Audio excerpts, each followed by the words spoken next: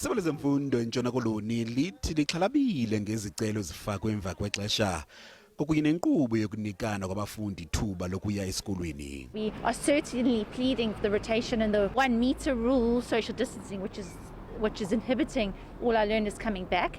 Currently, about 90% of our primary schools are on rotation. That only 10% are going back full time. So it really is devastating to the education sector. Njengoko zivulwa izikolo kuleveki izayo kweliphondo, ngabantwana abayi-575 baka-grade 1 kuquka nabantwana abangaphe kwe-3,000 ekufuneka befumene indawo kwizikolo zeliphondo. So it really does make planning difficult, and we're expecting further late applications coming in the next week. So we're just asking parents to be patient because of their late applications, we need to make these spaces available somehow, and we weren't able to plan for it.